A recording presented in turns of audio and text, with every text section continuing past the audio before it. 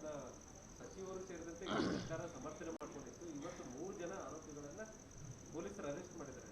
ಏನಿದೆ ಈ ರಾಜ್ಯದ ದುರಂತ? ಈ ರಾಜ್ಯದ ಮುಖ್ಯಮಂತ್ರಿ, ಈ ರಾಜ್ಯದ ಗೃಹ ಸಚಿವ, ಇನ್ನೊಬ್ಬರು ಸಚಿವರಾಗಿರುವಂತಹ ಶರಣ್ ಪ್ರಕಾಶ್ ಪಾಟೀಲ್ ಇವರು ಸರ್ಟಿಫಿಕೇಟನ್ನೇ ಕೊಟ್ಬಿಟ್ರು. ಅವರು ಅಮಾಯಕರು, ಅವರು ಆ ರೀತಿ ಕೂಗೇ ಇಲ್ಲ, ನೀವು ಅದನ್ನು ತಿರ್ಚಿದ್ದೀರಿ ಅಂತ.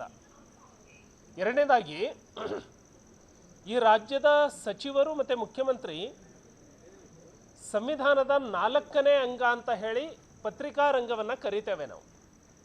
ಮಾಧ್ಯಮದ ಮೇಲೆ ಬಹಳ ದೊಡ್ಡ ಆರೋಪವನ್ನು ಮಾಡಿದರು. ಮಾಧ್ಯಮದವರು ಇದನ್ನು ತಿರುಚಿದ್ದಾರೆ ಅಂತ ಹೇಳಿ. ಪ್ರೈವೇಟ್ ಏಜೆನ್ಸೀಸ್ಗಳು ರಿಪೋರ್ಟನ್ನು ಕೊಟ್ಟ ಮೇಲೆ, ಅನಾಲಿಸಿಸ್ ರಿಪೋರ್ಟನ್ನು ಕೊಟ್ಟ ಮೇಲೆ FSL ಫಾರೆನ್ಸಿಕ್ ಸೈನ್ಸ್ ಲ್ಯಾಬೊರೇಟರಿ ರಿಪೋರ್ಟನ್ನು ಬಿಡುಗಡೆ ಮಾಡಿತು.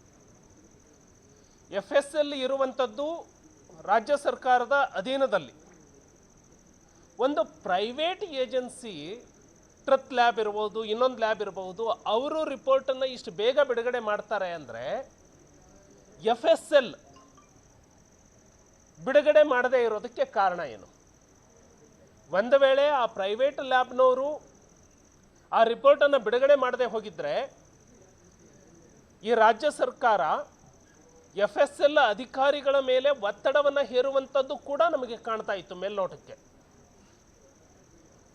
ಸೊ ಇದು ಈ ರಾಜ್ಯದ ದುರಂತ. ಈ ರಾಜ್ಯದ ಜನ ಕಾಂಗ್ರೆಸ್ಸಿಗೆ ವೋಟ್ ಹಾಕಿದ್ದಕ್ಕೆ ಈ ಸರ್ಕಾರ ಕೊಡ್ತಾ ಇರುವಂತಹ ಋಣ ಇದು. ಹಾಗಾಗಿ ಮಾನ್ಯ ಮುಖ್ಯಮಂತ್ರಿಗಳು ಮತ್ತು ಎಲ್ಲ ಸಚಿವರು ಈ ರಾಜ್ಯದ ಜನತೆಯ ಕ್ಷಮೆಯನ್ನು ಕೇಳಬೇಕು. ವಿಧಾನಸೌಧದ ಮುಂದೆ, ಶಕ್ತಿಸೌಧದ ಮುಂದೆ ಪಾಕಿಸ್ತಾನ್ ಜಿಂದಾಬಾದ್ ಅಂತ ಹೇಳುವಂಥವರಿಗೆ ನೀವು ಹೇಗೆ ಬಿಟ್ಕೊಂಡ್ರಿ? ಅಂಥವರನ್ನ ನಿಮ್ಮ ಸುತ್ತ ಹೇಗೆ ಇಟ್ಕೊಂಡಿದ್ದೀರಿ?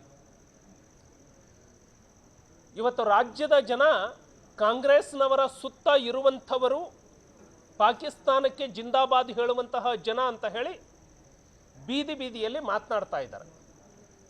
ಪೊಲೀಸ್ ಇಲಾಖೆ 3 ಜನರನ್ನು ಅರೆಸ್ಟ್ ಮಾಡಿದೆ.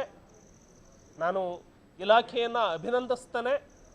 ಆದರೆ ಇದು 3 ಜನರದ್ದು ಅಲ್ಲ. ಇದು ಪೊಲೀಸ್ ಇಲಾಖೆ ಯಾರದ್ದೋ ಅಣತಿಗೆ ತಕ್ಕಂತೆ, ಅವರ ಇದಕ್ಕೆ ತಕ್ಕಂತೆ ಬಲಿಪಶು ಆಗಬಾರದು ಪೊಲೀಸ್ ಇಲಾಖೆ. ಇದರ ಹಿಂದೆ ಎಷ್ಟೆಲ್ಲ ಜನರ ಕೈವಾಡ ಇದೆ. ಒಂದು ದೇಶ ವಿರೋಧಿ ಭಾವನೆಯನ್ನು ಇಟ್ಕೊಂಡಿರುವಂಥವನು ವಿಧಾನಸೌಧದ ಸಮೀಪಕ್ಕೆ ಬರ್ತಾ ಇದ್ದಾನೆ ಅಂದರೆ ಆತನ ಚೈನ್ ಲಿಂಕ್ ಎಲ್ಲಿಯವರೆಗೆ ಇದೆ, ಇದರ ಹಿಂದೆ ಯಾರ್ಯಾರು ಇದ್ದಾರೆ, ಏನಾದರೂ ದೇಶ ವಿರೋಧಿ ವಿದ್ರೋಹಿ ಚಟುವಟಿಕೆಗಳನ್ನು ತೊಡಗಲಿಕ್ಕೆ ಸಂಚು ನಡೆದಿರುವವರು ಇವರ ಜೊತೆಗೆ ಇದ್ದಾರಾ? ಇದು ಎಲ್ಲವನ್ನ ನೋಡಬೇಕು.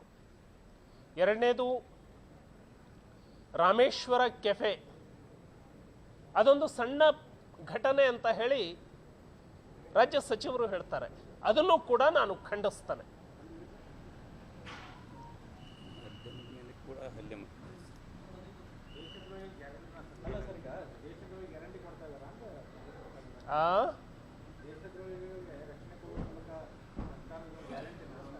ಈ ದೇಶದಲ್ಲಿ ಪಾಕಿಸ್ತಾನ್ ಜಿಂದಾಬಾದ್ ಅಂತ ಹೇಳಿ ಕೂಗುವಂತಹ ವ್ಯಕ್ತಿ ಸುರಕ್ಷಿತವಾಗಿ AC ರೂಮ್ನಲ್ಲಿ ಇರ್ತಾನೆ. ಮಹಿಳೆಯನ್ನ ವಿವಸ್ತ್ರಗೊಳಿಸುವಂತಹ ವ್ಯಕ್ತಿ ದಲಿತ ಯುವಕನನ್ನ ಹತ್ಯೆ ಮಾಡುವಂತಹ ವ್ಯಕ್ತಿ ಆರಾಮಾಗಿ ಸ್ವತಂತ್ರವಾಗಿ ಹೋರಾಡ್ತಾನೆ. ಇದರ ವಿರುದ್ಧ ಪ್ರತಿಭಟನೆ ಮಾಡೋರಿಗೆ ಸರ್ಕಾರ ಅರೆಸ್ಟ್ ಮಾಡುತ್ತೆ. ಆದರೆ ಬಾಂಬನ್ನು ಹಾಕುವಂಥವರು ಅವರೆಲ್ಲರೂ ಇವರಿಗೆ ಬ್ರದರ್ಸ್ ಆಗ್ತಾರೆ. ಇದರ ಬಗ್ಗೆ ಈ ಸರ್ಕಾರ ಗಂಭೀರವಾಗಿ ಪರಿಗಣಿಸಬೇಕು. ಅನುಕ್ಷಣದ ಸುದ್ದಿಗಳಿಗಾಗಿ ವಿಸ್ತಾರ ನ್ಯೂಸ್ ಯೂಟ್ಯೂಬ್ ಚಾನೆಲ್ ಸಬ್ಸ್ಕ್ರೈಬ್ ಮಾಡಿ. ಹೊಸ ಸುದ್ದಿಗಳ ನೋಟಿಫಿಕೇಶನ್ಗಾಗಿ ಬೆಲ್ ಐಕಾನ್ ಕ್ಲಿಕ್ ಮಾಡಿ. ಲೇಟೆಸ್ಟ್ ಅಪ್ಡೇಟ್ಸ್ಗಾಗಿ www.vistaranews.com ವೆಬ್ಸೈಟ್ಗೆ ವಿಸಿಟ್ ಮಾಡಿ.